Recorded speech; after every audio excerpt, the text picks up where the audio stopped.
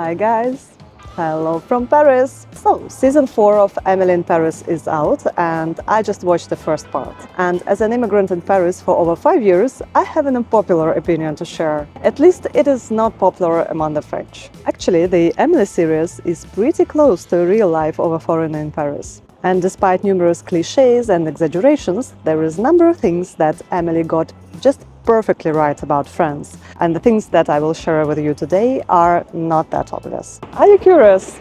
So let's dive in then. And for those who don't know me, hi, I'm Katia, and on this channel I share my life in Paris. I cover everything from job search, personal finance, to travel vlogs in France. So if you want to learn what the real life in Paris looks like, consider subscribing. There is a lot of debate about how accurately Paris is depicted in the show. And to deal with an elephant in the room, Paris is a stunning city. Period. Even after 5 years, just like Emily, I can't stop taking in all the beauty of very ordinary things like bakeries or fountains or doorknobs. To be honest, I'm pretty embarrassed about the number of doorknob photos on my phone. As any big city, it can be dirty and you will find neighborhoods where you don't want to go to. But overall, beauty is in the eye of the beholder. With that out of the way, I'd like to talk about not so obvious things that Emily got right. And I'll touch upon 3 topics about her life and Paris experience. First, her work life, then her personal finance, and finally, her love life. Let's start with work, guys. If you've never worked in France, are you ready to get all worked up? First, let me talk about the way Emily landed her job in Paris in a marketing agency in season 1. I know it's crazy, but when we get a chance like this, it'll be an adventure. So Emily arrives from the US and from day 1 she starts working with famous French luxury brands. Sounds like a dream of any marketing manager, right? At least it used to be my dream at a certain point. To make it realistic, Emily did one thing very right. She got transferred within her US company, so from an office abroad in Chicago to a Paris office. From my immigrant friends' experience, this is the most realistic way to get a decent job in France, especially if you don't speak French. That you don't speak French, it's a problem. Well, I'm going to take a class, but je parle un peu français already. Well, perhaps it's better not to try. French job market is very particular. And I personally learned it the hard way when I was looking for a job in Paris. I talk in detail about that experience in my other videos, so if you're interested, please feel free to watch it. This show is right about one thing. Paris is a capital of fashion, indeed, and those jobs exist. So theoretically, you can be hired to work on marketing campaigns for, let's say, LVMH, the world's largest luxury company. Or you can be hired as their banker, or you can write code for them, whatever you do to pay the bills in your non-Parisian life today. But to get such a role outside of France, you need to be an alumnus of a top French university or a grande école in 99% of cases. You must do hundreds of interviews, win over local candidates, and finally find a company that will be willing to sponsor your work visa as a non-European citizen. And good luck with that!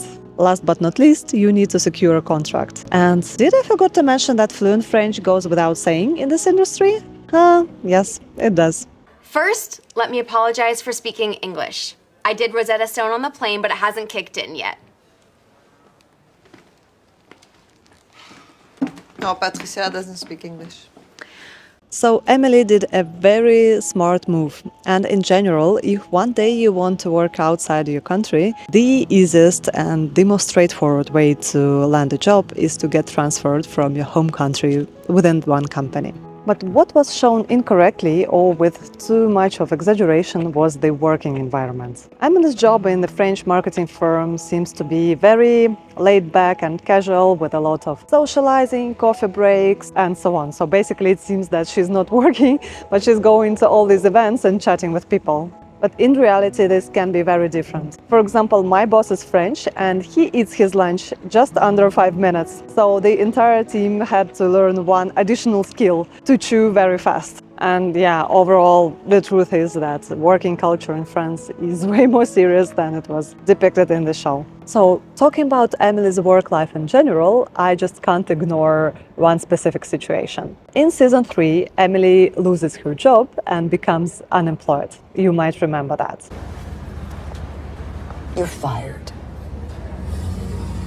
And yet she continues to dine out, to travel, to have fun with her friends, and she does not seem concerned at all. Today is day 1 of fun employment. I want to know where and what you guys want to see. I am your eyes and ears to this beautiful city. Does that all look fake to you? Well, in France, you can actually be unemployed, and here is why. Getting fired in France is an extremely long and very painful for an employer process, which takes up to several months. No, it's impossible to fire someone in France. What? Oui, the bureaucracy takes months. Years. So Emily leaving her job in one day is at best an exaggeration. But what this series shows properly is that you can actually sustain your lifestyle with all the unemployment benefits that you can get in France after being laid off. So, ladies and gentlemen, let me introduce to every French worker's favorite word, chômage. Believe it or not, guys, but in France you can get up to 75% of your salary for a period of time up to 2 years while you are looking for a job in France. And yes, there is a maximum limit to that, and it's about 6,300 euros gross. It is still a decent amount of money, right? So fun employment is actually possible in France. On a more serious note, it is quite common for people in France to go on chômage and to start their own business while being supported by the French government for a period for up to 2 years. So you don't need to live in a garage or just cut all your expenses. Downside of it, ridiculously high taxes in France that pay for all of it. And all of it leads nicely to a second topic that I'd like to discuss with you today, Emily's personal finance. You might have seen the research which shows how much Emily is likely to earn and to spend in order to sustain her lavish lifestyle and her designer wardrobe. Bottom line, she slides further into the debt by $6,000 every month. Yet again, I have an unpopular opinion here, and I personally believe that Emily can have a lifestyle which will be pretty close to the one depicted in the show, but with the one condition. She has an expat contract, which would make total sense to her. So guys, let's take a look at numbers and see 2 different scenarios. Scenario 1, Emily is on a local French contract. Emily's annual gross salary is estimated to be around 51k euros, and her net salary, meaning after tax, will be around 36k euros. This is an average salary of a marketing and communications manager in Paris, according to Glassdoor. Emily's rent is about 1.8k euros per month, which is around 21.6k euros per year. All this leaves Emily with 1,200 euros per month to spend. Obviously, Emily can't be even close to her lavish lifestyle if she's left with 1,200 euros per month after paying her rent, right? And all this would be correct if she was working directly on a French market.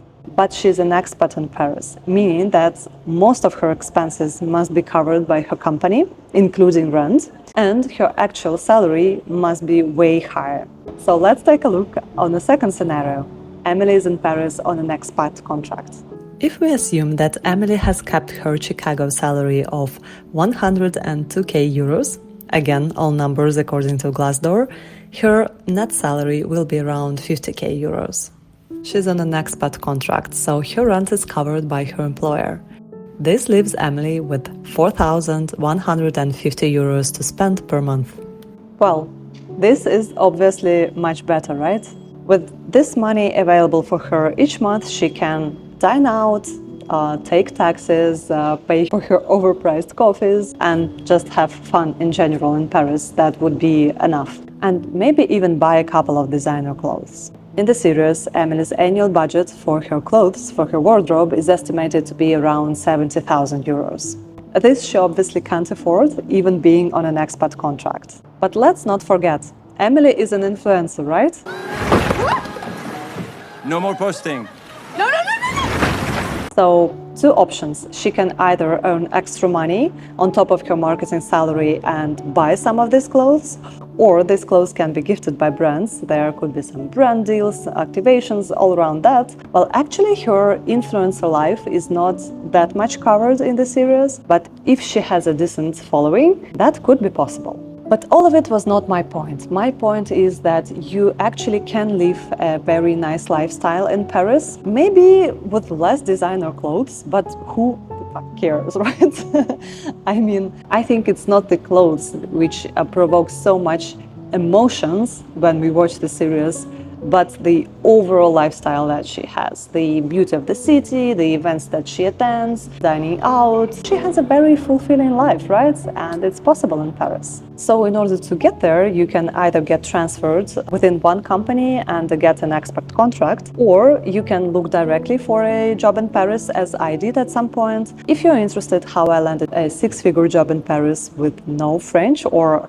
close to no French, please feel free to watch this video that I will link here. I'm sorry, guys, to my previous point about how stunning Paris is, just take a look at this. Voila. Love this view. So let's talk about the most intriguing part of Emily's life, her love life. I'm pretty sure you've been waiting for this part of the video. As you might have seen from the trailer, Emily enters the season 4 single. And then she quickly realizes that there are a lot of hot guys in Paris. Oh my god, Mindy, do you know what I saw on my run? Hot men everywhere. I guess I've just been so focused on Gabrielle and Alfie that I forgot what it feels like to be single. I can confirm for sure that there are tons of hot guys in Paris. But first, let's be clear what hot actually means. For some, hot guys are handsome guys. And yes, we do have some here. Some of them are hot because they are putting out fires. I'm talking about firefighters now, or les pompiers, as they call it in French. They even issue an annual calendar with their photos. Can you imagine? Like Pirelli one, but with firefighters. If you want to check them out yourself, you can go subscribe to their Instagram page. And if the firefighters set your heart ablaze, why not pour some fuel into the flames of the annual firefighter ball? I'm referring to Les Bals de Pompiers, which take place every summer, and the admission is open to public. For others, hot guys are smart guys. And now I'm immediately thinking of Alfie, Emily's boyfriend from finance. Fine. I'm English, obviously. Born and raised in London. I like football, and I work at a bank. What else is there that you need to know? What do you do there? I specialise in financial services concerning the post-Brexit transition. Well, after Brexit, the number of finance guys in Paris is growing like AI stocks. Since Brexit, Paris has welcomed a lot of bankers, like thousands of them, from JP Morgan, Goldman Sachs, Bank of America, and others from London. If Richie Rich is your type, why not give Paris a go? Again, guys, the show is full of exaggerations, and I can get what pisses the French off. But as you've seen, this Parisian dream can be true in certain circumstances. And if you are considering to move to Paris, technically you can live like Emily. Would you like to? I personally love Paris, but there is a thin line between love and hate. Watch my other video where I share my thoughts about why you should not move here. Thank you guys for watching until the very end. If you like this video, please hit the like button and subscribe to this channel for more content from France. See you in my other videos.